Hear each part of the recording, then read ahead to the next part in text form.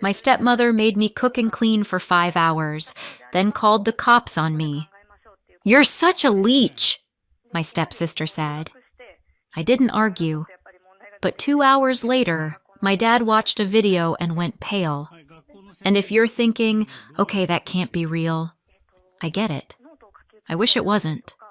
But welcome to my life, where I learned that in America, you can do everything right, still get blamed, and then get told to be more grateful by someone who's never held a mop in her entire existence. So yeah, let me back up before I start sounding like a courtroom drama. I grew up in a little place called Willow Creek, the kind of town where the diner knows your order, the neighbors know your business, and if you sneeze too loudly, somebody's aunt will text your grandma to ask if you're sick. I lived with my grandma, Patricia Thompson, Grandma Pat, because my dad, Stephen, worked at sea. He was a marine engineer, which means he fixed engines on ships that were basically floating cities, and he was gone so much I started measuring time by his duffel bag. When the duffel bag appeared, Dad existed. When it disappeared, so did he. He wasn't cruel. He didn't yell. He didn't hit. He just wasn't there. And when he was there, he acted like being a parent came with instructions he'd lost somewhere in the Pacific. He'd stand in the doorway, watch me doing homework, and say things like, "Everything good?" Like he was checking a fridge temperature. I'd nod. He'd nod back. End of conversation. Grandma Pat did the actual parenting, the real kind, the kind where you notice when a kid is quiet in the wrong way. She made pancakes when I was sad, and grilled cheese when I was stressed, and she had a sixth sense for lies, especially my "I'm fine." But the other person who mattered? Our neighbor, Robert Miller. Robert was that man every small town has. Half mystery, half kindness, full-time, doesn't talk much but somehow knows everything. He lived next door with a porch, a guitar, and an old dog that moved like it had been disappointed since 2009. I was 8 when I first wandered over and stared at his hands while he played. "You sing?" he asked, without looking up. "No," I lied. Robert didn't argue with kids. He just handed me the guitar like he already knew the truth. And that's how my life got a soundtrack. I sang in the community center choir. I did little performances at town events. Robert taught me chords and showed me how to breathe before a note, like confidence was something you could train. "You've got a voice," he told me once. "Don't let anybody convince you it's inconvenient." I didn't understand how important that sentence would be later. It wasn't dramatic. No movie moment. Just one phone call, one hospital hallway, and one day where the world kept spinning even though mine stopped. Dad came home for the funeral. He hugged me like he was afraid I might break, then stood at the edge of the room like grief had made him a guest in his own life. After the burial, he sat at Grandma Pat's kitchen table and stared at the wood like it could give him answers. "We can't stay here," he said finally. I blinked. "What do you mean?" He rubbed his face. "I'm not leaving you alone. I can't." There it was. The first time in my life he said something that sounded like responsibility instead of avoidance. So we packed. Willow Creek became a memory. Robert became a voice on the phone. And I became the girl who lost her grandma and got uprooted like a plant. We moved to Norfolk, Virginia. Port City, shipyards, real work for a man like my dad. It made sense for him. For me, it felt like getting dropped into someone else's movie halfway through. New school, new people, new everything. My first day, I ate lunch in a bathroom stall because the cafeteria sounded like a stadium and I didn't have the energy to pretend I belonged. But I adapted, because that's what kids do when adults make choices and call them for the best. I found a music program at school. I joined choir. I took cheap guitar lessons where I could. I was trying to keep the one part of me that still felt like me. Dad improved too, a little. He'd bring home takeout sometimes. He'd ask, "How's school?" and actually wait for an answer. It wasn't warm. It wasn't close. But it was progress. Then one day, he came home smiling. And Dad did not smile unless something either A was wrong or B involved an engine. "I met someone," he said. Her name was Angela. She was polished in a way that made you feel underdressed just standing near her. Hair perfect, teeth perfect, sympathy preloaded like an app. The first time I met her, she hugged me tightly and said, "Oh, sweetheart, it must have been so hard. I can't imagine." And she said it loud enough for Dad to hear every word. That was Angela's thing. Everything kind, everything public. Then her daughter appeared behind her. Samantha. Sam. Same age as me, same "I'm bored" face, same energy as a cat deciding whether you deserve to live. She looked me up and down and said, "So you're Emily." Not "Hi." Not "Nice to meet you." More like, "So you're the problem I've heard about." Angela laughed, too bright. "Sam's just shy." Sam wasn't shy. Sam was a professional hater with a part-time smile. But I tried. I really did. Because Dad looked relieved when Angela was around. Like he could finally put down a burden he'd been carrying awkwardly. They started coming by more. Angela cooked dinners like she was filming a lifestyle channel. She brought me little gifts. Lip gloss, a sweater, a notebook with "Dream Big" on it. "You deserve a real family," she'd say. And I hated myself for wanting to believe her. Then Dad, my emotionally stunted, sea-worn father, did the thing I didn't expect. He proposed. They got married at the courthouse 3 months later. Quick, clean, legal. And I swear to you, the second that marriage certificate existed, Angela's personality updated like software. New version, less friendly, more control. It started with comments. "Emily, you left a cup in the sink." "Emily, you chew too loudly." "Emily, you don't fold towels like an adult." Then it became rules. A chore chart appeared on the fridge like a threat held up by magnets. Sam had 2 little tasks. Take out the trash twice a week, feed the dog sometimes. I had an entire household. Laundry, floors, bathrooms, dishes, dinner prep, grocery unloading, vacuuming, mopping, cleaning baseboards, because apparently Angela was training me to become a Victorian-era maid. And whenever I looked exhausted or confused, Angela would tilt her head like I was letting her down. "I'm teaching you responsibility," she'd say. Sam would watch from the couch like she was supervising a documentary about poverty. "You should be grateful," she told me once while I scrubbed the stove. "Some girls don't even have families." I stared at her. My hands smelled like bleach. She added, "And you contribute nothing. You just take." Sam loved that word. Take. Like I was stealing oxygen. Dad didn't see it because Dad wasn't home. He took another contract. Weeks. Months. Angela acted like a hero holding the household together while he was gone. When he called, she made sure I sounded cheerful. "Tell your father how thankful you are," she'd whisper, handing me the phone. I'd swallow everything I wanted to say and go, "Thanks, Dad," like a hostage reading a script. After the call, Angela would smile at me. "You did good," she'd say, like I'd just lied correctly. The biggest problem wasn't the chores. It was what Angela did to everything I loved. Music became a distraction.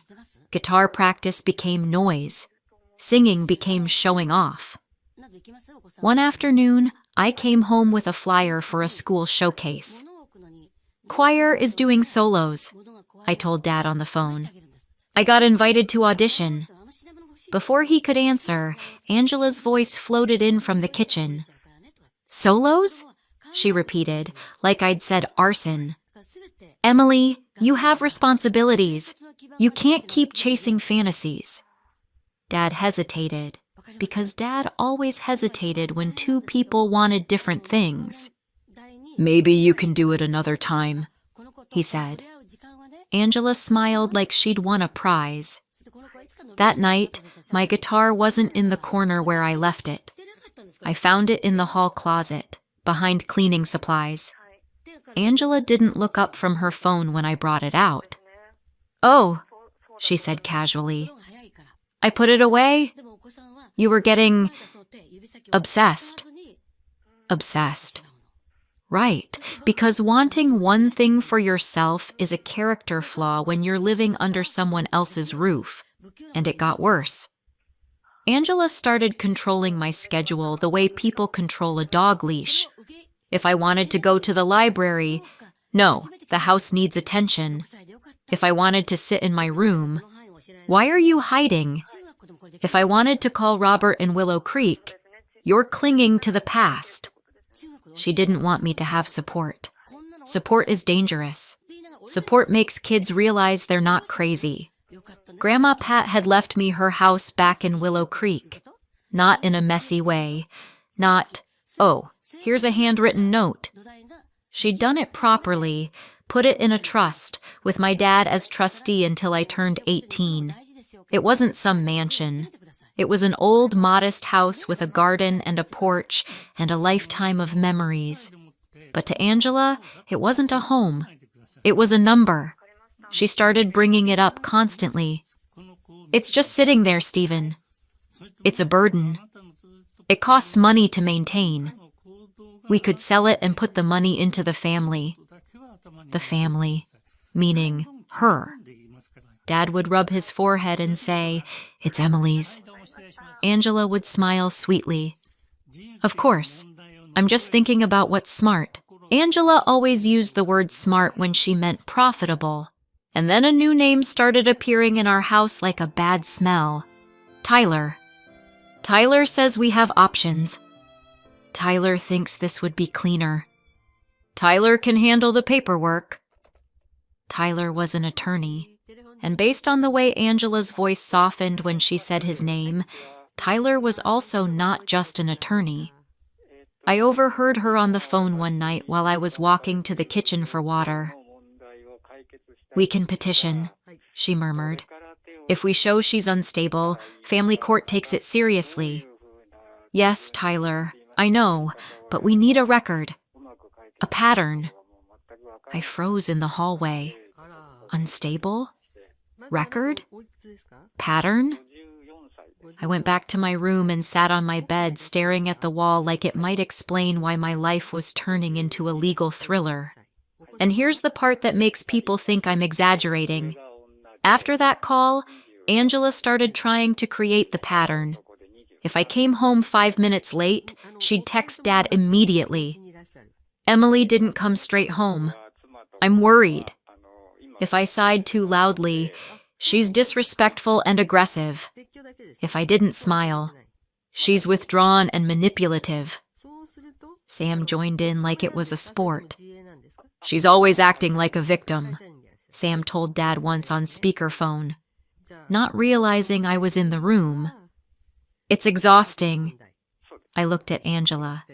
Angela looked right back at me and smiled, calm as a hostage negotiator. Dad started sounding tired when he called. Are you giving Angela a hard time? And that's when I realized something awful. Angela wasn't just trying to control me. She was trying to rewrite me. Because if she could convince Dad I was difficult, she could justify anything. She could justify punishing me. She could justify isolating me. She could justify going to court and saying, "This child is unstable, and her father's never home, so I should manage the assets." It was a plan. A disgusting plan. And I was the obstacle. Before Dad left for his contract, he did something responsible. He installed a couple of small security cameras in the common areas, entryway, living room, kitchen. No audio, just video. He told me it was for safety, and maybe part of it was, but I could tell there was another reason. Dad was afraid. Not afraid of Angela, afraid of me. Afraid that I was exaggerating. Afraid that I was becoming a typical teen. Afraid that he'd come home to some disaster and everyone would say, "How did you not see this?" So he did what a lot of people do when they don't know who to believe. He tried to outsource trust to technology, which is kind of funny, in a tragic way, because the cameras didn't catch me lying. They caught Angela. Angela woke me up at 6:30 a.m. like she was starting a shift at a prison. "Up," she snapped. "Kitchen, now!" I stumbled in, still half asleep, and she shoved a list at me. It was insane. Clean the bathrooms, vacuum and mop the entire first floor, 2 loads of laundry, cook breakfast, cook lunch, prep dinner, organize the pantry, wipe down the fridge, polish the kitchen cabinets. I stared at it. "Why?" Angela smiled. "Because you live here." Sam wandered in wearing leggings that probably cost more than my groceries for a month. She poured herself juice and leaned against the counter like she was judging a competition. "Don't complain," she said. "You literally contribute nothing." Then she walked out with her juice like she'd paid rent. I didn't argue. Not because I was weak, because I'd learned arguing with them was like yelling into a pillow that hates you back. So I did it. 5 hours of scrubbing, chopping, stirring, hauling, wiping. My arms shook. My back burned. I hadn't sat down once. At 11:45, I finally leaned on the counter for 10 seconds, 10, and breathed. Angela looked up like she'd caught me stealing. "Oh," she said loudly. "So you're done?" "I'm not... She picked up her phone. For half a second, I thought she was calling Dad. Nope. She dialed 911. I actually laughed once, like a reflex, because my brain couldn't accept how ridiculous it was. Then she said, calm and clear, "Hi, I need an officer. My stepdaughter is refusing to comply. She's out of control." Sam's eyes lit up like it was a theme park. I stood there holding a dish towel, blinking. Angela added, "She's been stealing. She threatens me. I'm scared." I didn't even speak. Because what do you say when someone is inventing a crime documentary about you while you're wearing an apron? Sam leaned in and whispered, "You're such a leech." I didn't argue. Police officers showed up less than 20 minutes later. 2 of them, one older with tired eyes, one younger with that, "Why did I sign up for this shift?" look. Angela turned on her concerned mother voice so fast it should have come with a warning label. "Thank you for coming," she said, hands clasped. "I'm just at my wit's end." The older officer looked at me, then at the spotless kitchen. "Are you okay?" he asked quietly. "Yes," I said. "I've been cleaning since morning. That's literally it." Angela jumped in immediately. "She lies," she said. "She manipulates. Her father is away, and she's become aggressive." "Aggressive?" I repeated, staring at my own hands. They were raw from cleaner.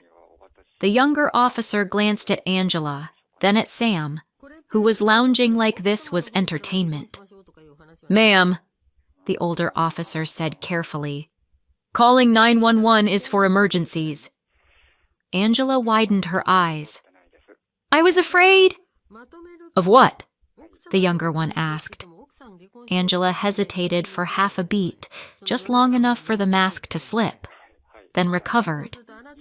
"She's unpredictable." I almost laughed again. Unpredictable. Me. The girl who just deep cleaned your cabinets like a paid employee. They didn't arrest me. This isn't TV. But they did write a report, because once you call 911 and claim fear, they document it. They asked me if I had somewhere else to go. They told Angela that if she kept reporting out-of-control behavior, the situation could involve juvenile services, and if anyone suspected neglect or abuse, it could involve CPS. Angela smiled the whole time like she'd won something. After the officers left, she stepped close enough that I could smell her perfume. "You see what happens," she whispered, sweet as poison. "Keep pushing me."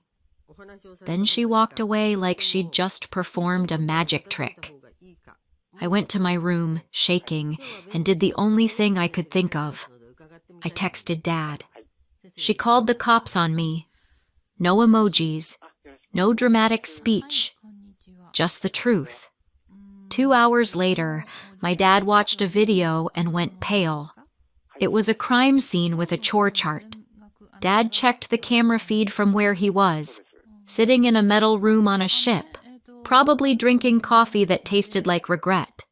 The vessel was still docked in Norfolk, so he had signal, and no excuse not to look. He watched Angela hand me the list.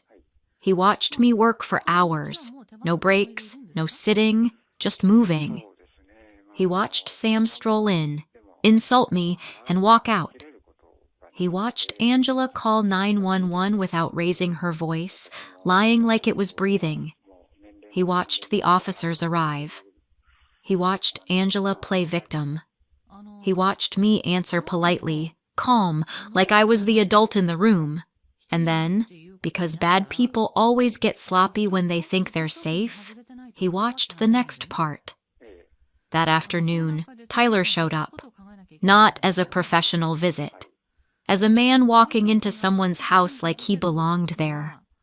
Angela hugged him, not a polite hug, a "you're not just my lawyer" hug. Tyler handed her a folder. She flipped through it, tapped a page, smiled. Sam leaned in to look, like she was watching a trailer for her inheritance. Angela pointed at something again, something I didn't understand then, but Dad did, because he'd seen paperwork like that before, in a different context. Petitions, forms, court language, family court language. Angela looked up, still unaware the camera existed, and said something Dad could read on her lips even without sound. "Once he signs, it's ours." Dad went pale. Not metaphorically, not he was shocked. He went white. Because he realized this wasn't just blended family stress. It was a plan, a legal plan, and I wasn't the target. My inheritance was. He didn't text me. He didn't call Angela. He called his supervisor and said there was an emergency and he was leaving. Then he drove home like the road owed him answers. I was upstairs when I heard the front door slam. Not an "I'm home" slam, a "this house is about to be cleansed" slam. Angela appeared in the kitchen wearing her soft sweater and her innocent face.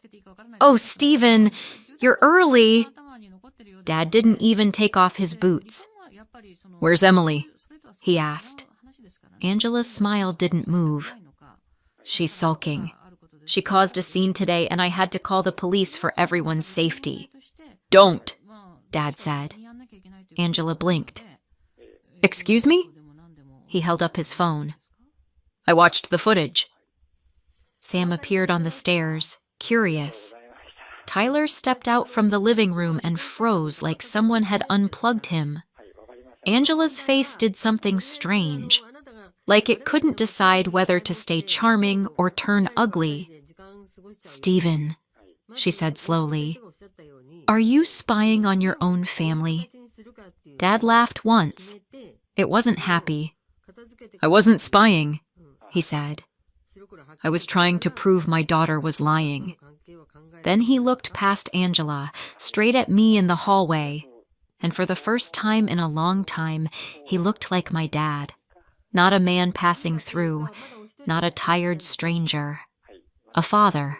"I'm sorry," he said, voice cracking. "I'm so sorry," Angela snapped. "This is ridiculous! She's manipulative!" Dad didn't even flinch. "You called the cops on a kid who was cleaning your house. She's ungrateful. She's my daughter." Sam scoffed, loud and nasty. "She's a leech." Dad turned so fast, Sam actually stepped back. "Pack your stuff," he said to Angela. "Both of you. Now." Angela's mask fell completely. "You can't just... I live here."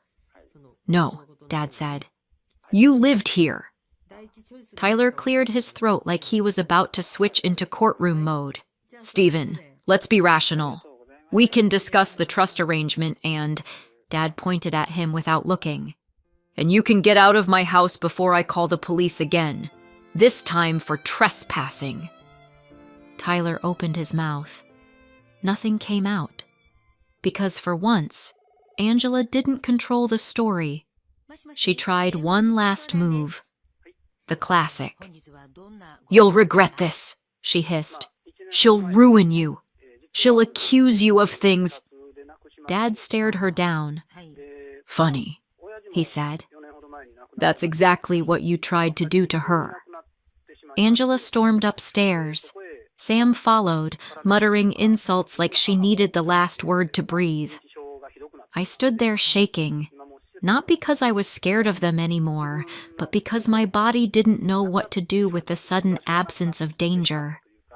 Dad walked toward me slowly, like he was afraid I'd disappear if he moved too fast. Then he hugged me. It was awkward, stiff, real. "I should have believed you," he whispered. I didn't say, "Yeah, no kidding." I just held on, because I didn't need a speech. I needed him to stay. That night, Angela and Sam left with 2 suitcases and a thundercloud. Tyler didn't look at me on his way out. He stared at the floor like it had better legal advice than he did. Dad changed the locks. The next morning, he did the most American thing possible. He made phone calls. He called a divorce attorney. He called someone to check the trust documents and make sure no one had filed anything while he was away. He asked what it would take for Angela to try to petition for control and what it would take to stop it cold. Then he called Robert Miller in Willow Creek, because he remembered suddenly that I had a whole life before Angela. Robert didn't say, "I told you so." He just said, "You two okay?" And for the first time in months, I could answer honestly. "We're getting there." Dad took leave from work. Not forever, not magically, but long enough to prove something to me. One morning he called me into the kitchen, the same kitchen that had felt like my punishment chamber. He slid a mug of hot chocolate across the table. "I'm home," he said. I stared. "For how long?" He swallowed. "As long as I can make it work," he said. "And longer than I've been doing." He rubbed his hands together like he was nervous. "I thought being a good father meant providing," he said quietly. "Turns out it also means being here." I looked around at the quiet house. No chore chart. No footsteps demanding more. No voice calling me a burden. Just my dad, trying. It wasn't a perfect ending, but it was a real one. And for the first time since Grandma Pat died, I felt something I hadn't felt in a long time. Safe. Not because I suddenly became stronger, but because the right person finally opened his eyes, and the truth had been sitting there the whole time, caught on camera. Thanks for spending your time with me. If you want more stories like this, hit subscribe and give this video a like. And don't be shy, leave a comment. Your support means a lot. Take care, and I'll catch you in the next one. After a car accident, my parents forced my 9-year-old to be discharged early, refusing her treatment. She'll be fine, they said, then dumped her in an empty house and drove off on a luxury vacation. I didn't shout. I took action. 3 days later, their lives started to unravel. I opened my eyes and saw my mom. Not a nurse, not a doctor. My mom, sitting right there like she belonged, her hand already resting on mine as if she'd been holding it for hours. For one stupid second, I let myself believe the story that sight was offering me. She stayed. She's been here. She cares. It didn't even match the mom I knew, which should have been my first clue. But when you wake up after losing days of your life, your brain grabs whatever comfort is closest and calls it truth. What happened? I managed. You're in the hospital, she said softly, calm, prepared. There was a car accident. You've been sleeping for a few days. The words didn't settle before one thought cut through the fog. Ava, I rasped. Where's Ava? My mom didn't blink. She's fine, she said quickly. She was in the hospital at first, but she got discharged. She's at home now. Relief hit me so hard my eyes burned. Oh my God, I whispered. She's okay? She's okay, my mom repeated, smoothing it over like a wrinkle. Everything's fine. You're safe. You're recovering. I believed her because I had to, because the alternative was unthinkable. And then her tone shifted, not dramatically, just enough to feel it. So, she said, like we'd finished the emotional part and were moving on to errands, we've been taking care of Ava while you've been out. And we need access to your money so we can pay for your daughter if she needs anything. I blinked at her. My money? Just temporarily, she said, already confident I'd agree. Prescriptions, food, whatever comes up. You can't manage that from here. There was no, how do you feel? No, are you in pain? No, I was scared I'd lose you. Just access. I tried to sit up and my body punished me for it, nausea rolling in, ribs sparking with pain. My mom leaned closer immediately, voice turning syrupy. Honey, don't stress yourself. You've been through a lot. Just focus on healing. We'll handle Ava. Can I talk to her? I asked. Just for a minute. Can we call home? She's resting, my mom said instantly. I won't upset her. I just need to hear her. My mom squeezed my hand like that counted as comfort. She's fine. I promise. You need to rest. I hesitated. Everything in me wanted proof. A voice, a hello, anything. But I was weak, foggy, and terrified of pushing too hard and somehow making things worse. So when she asked again, patiently, gently, I gave her what she wanted. I gave her access. In the moment, it felt like protecting Ava, like doing the responsible thing. Later, I would understand it as the moment my mom stopped pretending this was about my daughter at all. My mom's shoulders loosened the second she got what she came for. She kissed my forehead, quick, practiced, then stood and smoothed her sweater. I have to run, she said. I need to take care of a few things. My mouth went dry. Are you coming back?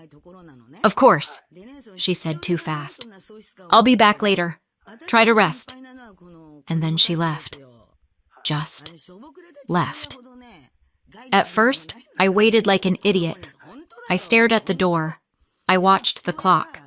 I told myself a few things meant she was talking to a doctor, picking up Ava, buying food, doing something that made sense. Hours passed. No text, no call, no update.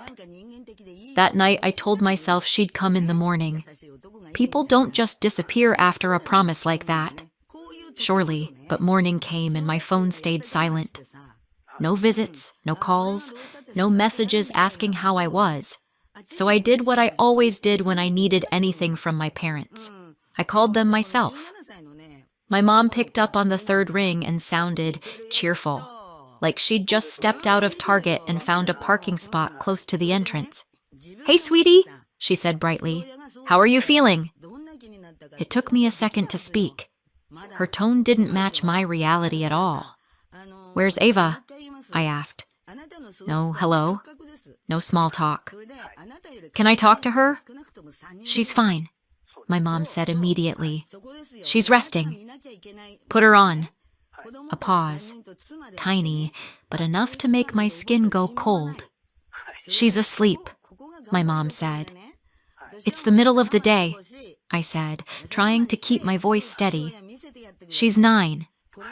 "Megan," my mom sighed, like my fear was a minor inconvenience. "You're not thinking clearly. You need to rest. Don't upset yourself." "I'm not upset," I lied.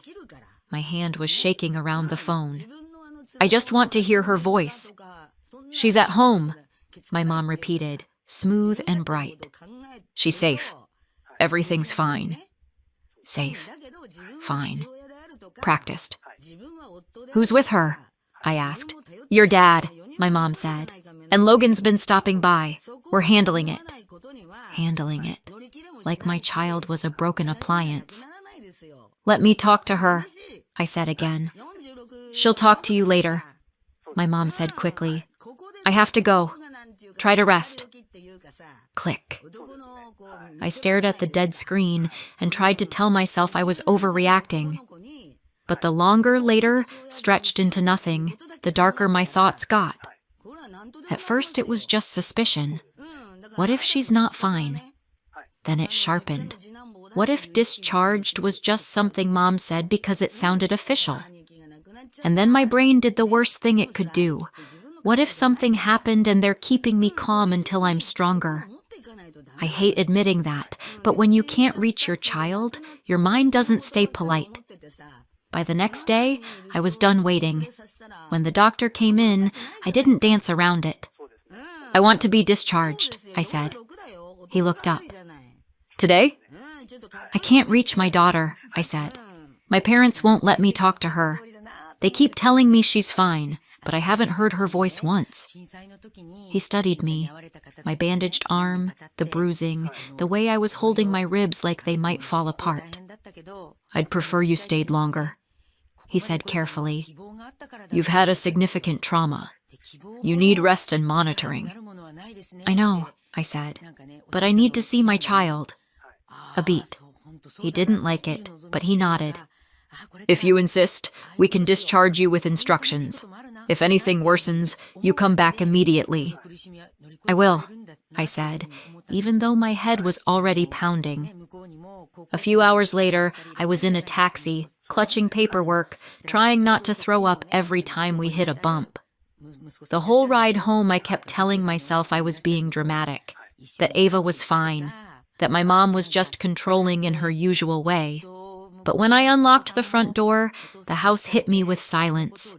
Not quiet because people are asleep. Empty. "Ava?" I called. Nothing.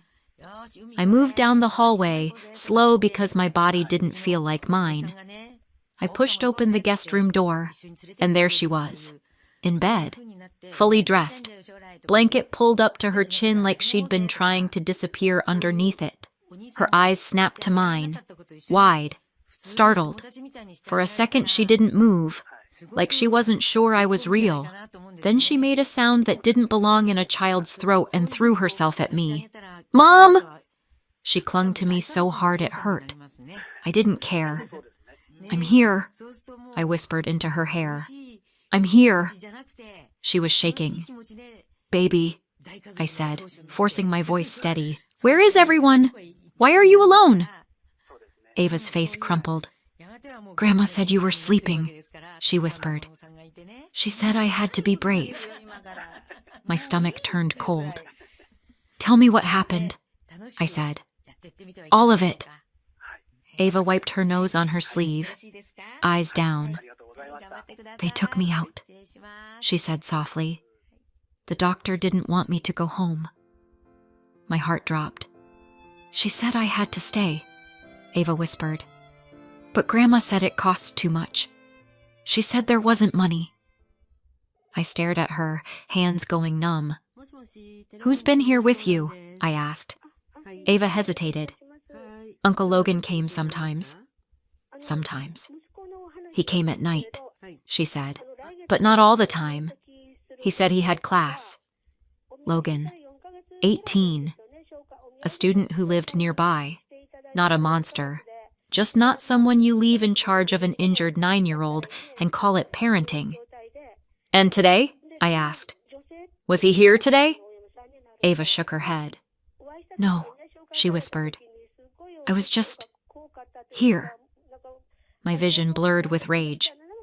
Does anything hurt? I asked, keeping my voice gentle with effort. Ava nodded. My side. And my head. Grandma said it was fine. She said I just needed to sleep. Okay. I was still weak, still dizzy, still barely holding my own body together. But I could do one thing. I called Tessa, my best friend. She answered immediately. Megan? My parents took Ava out of the hospital, I said. They left her. She's been alone. I need help. There was a beat of silence. Then Tessa's voice sharpened. I'm coming. Stay with her. Tessa arrived fast, and together we took Ava back to be checked. The doctor didn't yell, but his face tightened in that way that tells you exactly how close you came to disaster. She should not have been discharged, he said bluntly. And she absolutely should not have been left without competent adult supervision. Is she okay? I asked, knuckles white. She's lucky, he said. She's okay now, but this could have gone another way. I sat there watching Ava swing her feet above the floor, and something inside me went very still. At the time, I thought I knew the whole truth about what my parents had done. I was wrong. If you've ever been the invisible kid in your family, you know the exact moment you stop asking for things. You don't decide it out loud. There's no dramatic vow in the mirror. You just learn, one small humiliation at a time, that your needs are inconvenient. I was the middle child. My older sister Madison was 3 years older than me, and from the day she was born, she was treated like proof that my parents were doing life correctly. She smiled. They took pictures. She breathed. They congratulated her. My younger brother Logan came along much later, and he's always been the baby, the precious one, the one who just needs time. And me?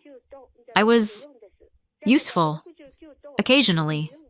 Mostly, I was background noise. One of the memories that still makes my jaw tighten happened when I was about 10, right before a family holiday. I'd fallen in our driveway the day before we were supposed to leave. I hit hard, shoulder first, and the pain was sharp enough to make my stomach flip. I remember sitting on the kitchen floor, blinking fast, trying not to cry, because my mom had already sighed once, and I knew exactly what that sigh meant. We are not canceling a trip over this, she'd said, without really looking at me. Madison was already bouncing around the house in her travel outfit, excited and glowing like the vacation was her birthright. My mom was doing her suitcase checks. My dad was focused on schedules and staying on time. They didn't take me to urgent care. They didn't call anyone. They didn't ask if I could lift my arm. They handed me a bag of frozen peas, parked me on the couch, and told me to rest. Then they left anyway. Not, we'll see how you are in the morning. Not, we'll adjust plans. Just gone. I spent that first day of their trip on the couch with one arm tucked against my chest, listening to the house creak and the freezer hum, trying to convince myself the reason I felt abandoned was because I was being dramatic. Fast forward to adulthood, and you'd think I would have grown out of the need to chase their approval. Spoiler, I didn't. I got married. I had Ava. I got divorced. And 3 years ago, Right after the divorce, my parents insisted I move back in with them. "It'll save you money," my mom said. "We'll help you with Ava," my dad said. "It'll be good for you," Madison said, smiling like she was doing charity work. And I believed them, because part of me still wanted that sweet, stupid fantasy that they would finally show up for me the way parents are supposed to.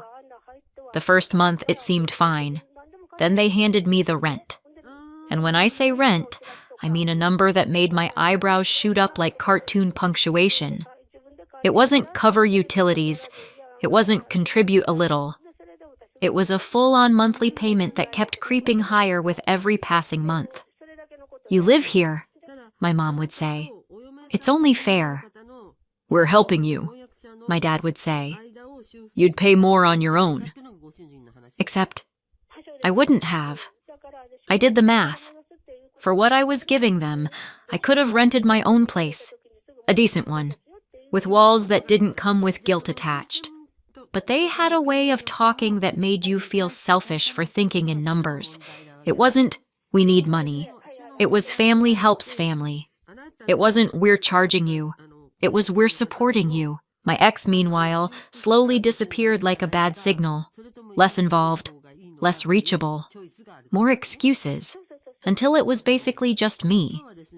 And single mom life is a special kind of exhaustion. You can be making decent money and still feel like you're always one surprise away from drowning. Madison didn't understand that. Madison had her husband, Brandon. Madison had her 2 kids, Chloe and Mason, who were treated like royalty every time they visited. Chloe wanted a snack. My mom practically applauded her for existing. Mason coughed. My dad acted like he'd been struck by lightning. Ava? They were fine with Ava. Polite. Pleasant. Nothing overt. Nothing you could point at and say, "See?" But it was a feeling. A difference in tone. A subtle shift in enthusiasm. When I mentioned it once, carefully, my mom laughed. "Oh, Megan," she said, "you're imagining things. We love all our grandchildren equally." Sure. And I love salads equally to pizza. After the hospital, after Ava being home alone, after the doctor's face, after the realization that my parents had lied right to my recovering, half-conscious face, I did what I hadn't done in a long time. I looked. Not emotionally. Not spiritually. Not in the, "let's talk about our feelings" way. I looked at the facts. I opened my banking app, and there it was. A neat little parade of luxury, hotel charges, resort charges, the kind of transactions that come with words like spa package and premium suite baked into the price. It wasn't one dinner. It wasn't one emergency purchase for Ava. It was thousands of dollars, carved right out of my account like a celebration. And the names attached to the charges didn't say pharmacy or urgent care. They said vacation. My hands went cold. I scrolled. More charges. I did the math twice because my brain refused to accept it. It came to $5,600. They told me they needed access to my money for my daughter, but they used it on a luxury vacation for themselves. At the time, I thought that $5,600 was the damage. I didn't know it was just the first number I'd find. By the time the number sank in, I wasn't in shock anymore. I was in motion. Tessa drove. I sat in the passenger seat with Ava in the back. My head still throbbed. My ribs still hurt when I breathed too deeply, but anger is an incredible fuel source. Back at the hospital, I asked for records. Not politely, not timidly. I asked for documentation. I wanted proof my parents had done what Ava said they'd done. Proof she'd been discharged against medical advice. Proof someone else had signed. Because I knew how people like my parents worked. If you didn't have paperwork, it didn't happen. If you didn't have proof, you were being dramatic. So I got it. A nurse brought me what they could. A discharge summary. Notes. A signature line that wasn't mine. Ava sat beside me, swinging her legs while I stared at the paper, and I felt like I was reading a crime scene report. Then I opened my bank app again. I took screenshots of every charge, every merchant, every timestamp. And right there in the waiting room, I froze the card. One tap. Card locked. The feeling was almost surreal, like pulling a plug out of a wall and watching the lights go out on the other side. I changed passwords. I revoked access. I shut every little door I'd left open out of habit and guilt. Then I did the part people always say you shouldn't do. I went to the police. I walked in with my daughter and a folder of paperwork and enough anger to power a small city. I told them what happened. The discharge against medical advice. The child left without competent supervision. The money used for a vacation. And I said the words out loud. I want to file a report. I didn't say it like a threat. I said it like a fact. The officer took notes, asked questions, looked at the documents. Ava held my hand so tightly my fingers went numb. When it was done, they gave me confirmation. A case number. Proof that I hadn't imagined this. Proof that this wasn't just family drama. We went back to Tessa's place after that. I didn't want Ava sleeping in that house.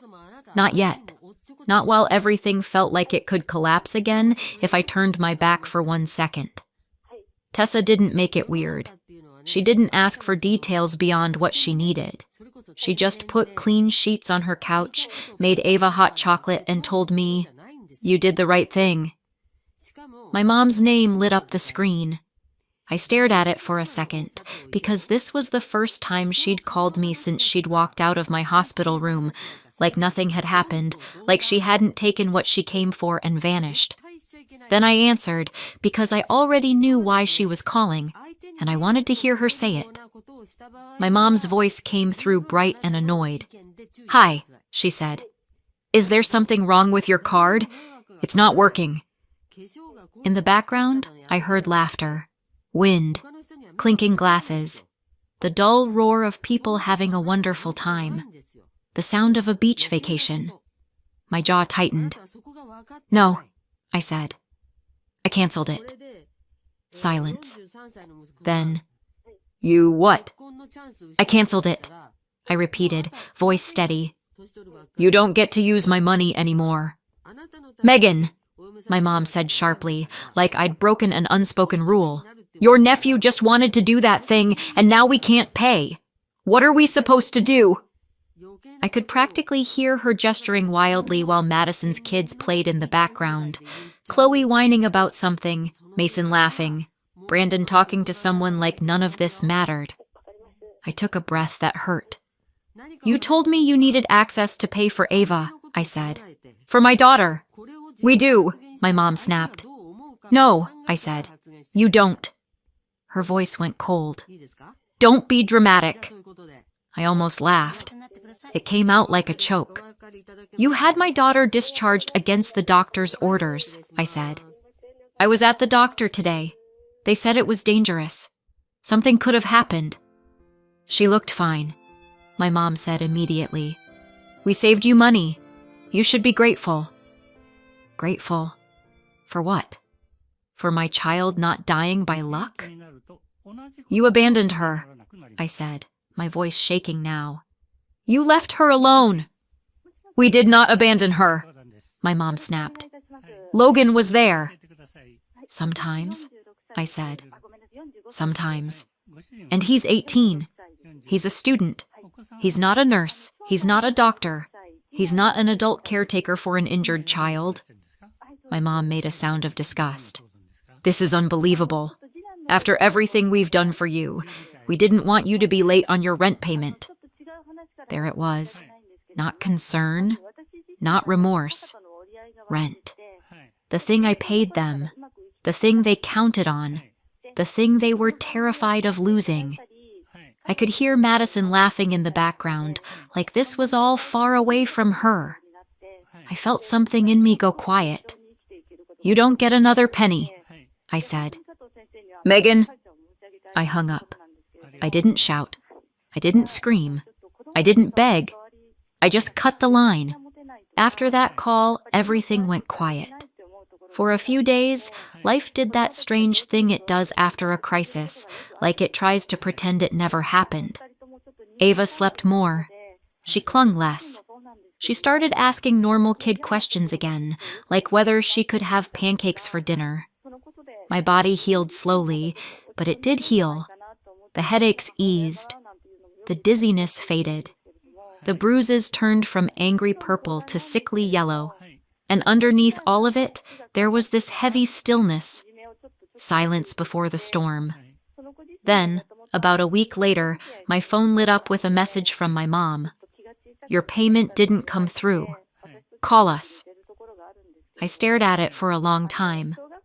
Then I answered once. Not because I wanted to talk, because I wanted to shut the door properly. "I don't live there anymore," I said when my mom launched into the mortgage panic. "I'm not paying you anymore." "What?" she snapped, like the concept offended her. "Megan, that money is for the mortgage. Not my problem," I said. "Not after what you did." "You're punishing us," my dad cut in, "after everything we've done for you." I didn't argue. I didn't explain. I just ended the call. After that, it was messages only. "I can't believe you called the police on your own family. You've always been dramatic. This accident did something to your head. You're not yourself. You're unstable." Then the smear campaign started. It appeared in a family Facebook group like a bad smell you can't ignore.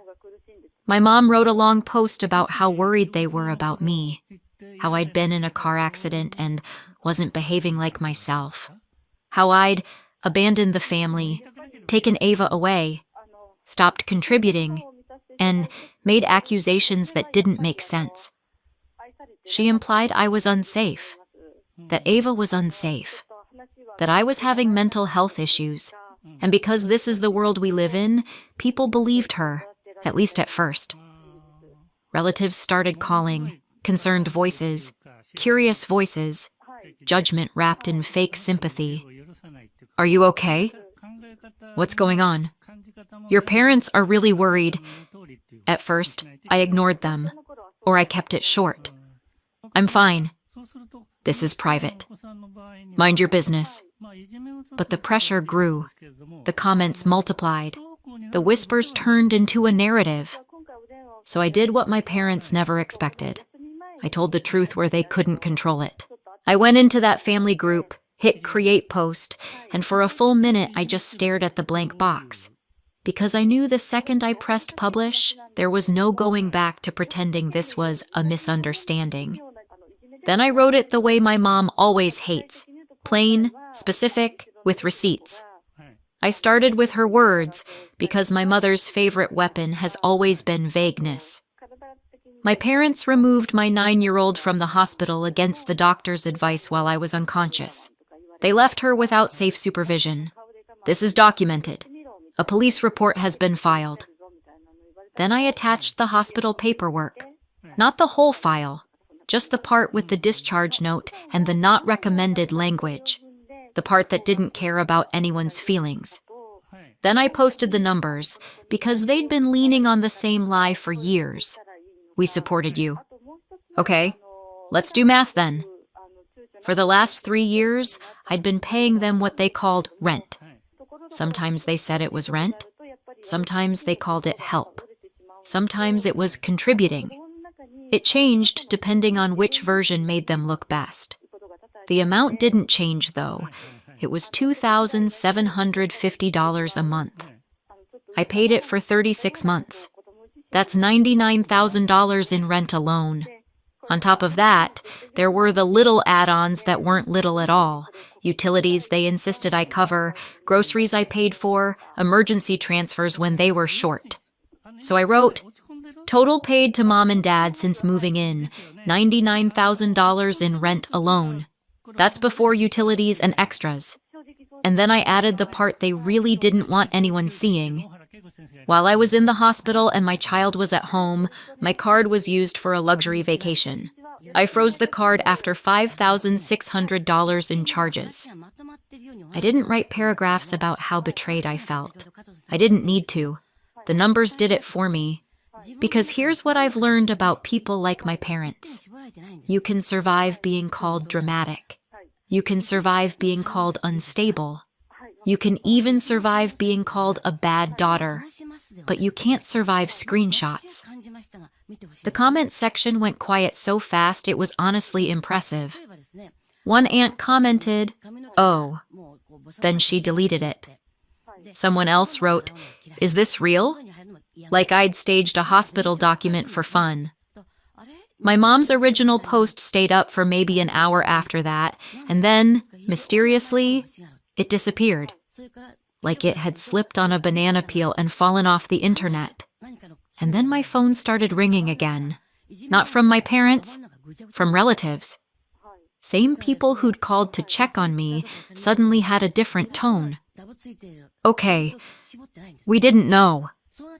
I'm sorry, Megan. I thought, are you and Ava safe?" A few of them actually apologized. Not the dramatic kind. The small, uncomfortable kind that means, I realize I backed the wrong side and I'm trying to quietly reverse the car.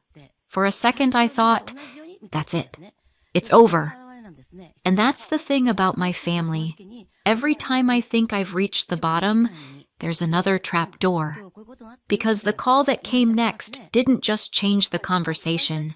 It changed the entire shape of my life. It came in on a Tuesday afternoon while Ava was coloring at Tessa's kitchen table, humming to herself like nothing in the world could touch her. My phone buzzed. Logan. My little brother almost never called. Logan texted. Logan sent memes. Logan responded to serious situations with LOL, that's wild. So when I saw his name, my stomach tightened before I even answered. "Hey," I said. There was a pause, like he didn't know how to start. I saw your post," he said. "Yeah." Another pause. Then he exhaled, fast. "Megan, I'm confused." That was the first time I heard something in his voice that wasn't teenage laziness or joking. It was careful, like he was stepping onto thin ice. "You were paying them rent?" he asked. I let out a short laugh that wasn't funny. "A lot of rent." "Why?" he said, genuinely baffled. "Why would they charge you rent for your own house?" I didn't answer at first because my brain rejected the sentence on impact. "My own?" I swallowed. "Logan, it's their house." "No," he said, and he sounded so sure it made my skin prickle. "It's not." I sat down slowly, like my legs had decided they weren't optional anymore. "What are you talking about?" "The house," he said. "It belongs to us. You, me and Madison. It was inherited." My mouth went dry.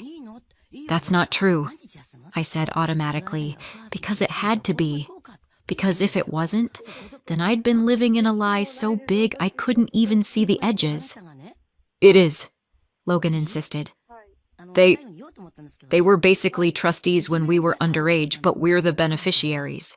That's what Dad said once. I thought you knew." I stared at the wall. Ava's humming drifted in from the kitchen like a different universe. "I didn't know," I said, voice going thin. Silence. "Oh," Logan said quietly. I didn't realize you didn't know." I gripped my phone tighter. "Logan, are you sure?" "Yes," he said. "I heard them talking about it. I thought it wasn't a secret." A sick feeling rolled through me. Not shock exactly. Not even disbelief. Recognition. Because it fit. It fit too well. My parents insisting on rent that was higher than it should have been. The way they talked like I owed them for existing in their house. The way Madison smirked when I tried to complain. The way Logan never seemed to know the details. Because Logan was 18 and no one ever burdened Logan with reality. "Okay, I said, forcing air into my lungs. Okay, I'm going to check. I'm going to verify it. Please, Logan said, and his voice cracked just slightly. Because if that's true, that's insane. He didn't say the part out loud. If that's true, they robbed you in a way you can't even measure. We hung up, and for a long time I didn't move. Tessa came in, took one look at my face, and didn't ask for a gentle explanation. What? She said flatly. Did they do now? Apparently, I said, my voice sounding like it belonged to someone else. The house doesn't even belong to them. I sat there for a second, staring at nothing, and then I did the only thing I could do next. I started verifying everything, quietly, carefully, and with receipts. I'm not going to drag you through the months that followed, lawyers, forms, deadlines, and the kind of hold music that makes you consider living in the woods. Just know that while I was helping Ava feel safe again, I was also pulling on one loose thread that turned out to be the whole sweater. Logan was right. The house was never Mom and Dad's. It belonged to the three of us, me, Logan, and Madison. Our parents were trustees when we were kids. They just never mentioned that detail to the one child they were charging rent to live there. And 5 years earlier, they'd taken out an equity loan using that house, putting my name on the paperwork. Except I hadn't signed a thing. Once the forgery was proven, the bank couldn't take the house because you can't foreclose on collateral that was never legally pledged. So the bank went after the people who created the fraud, my parents, and demanded their money back. They found it. Retirement accounts I didn't even know existed. Investments. Everything they'd claimed they didn't have. Gone. The reports didn't disappear either.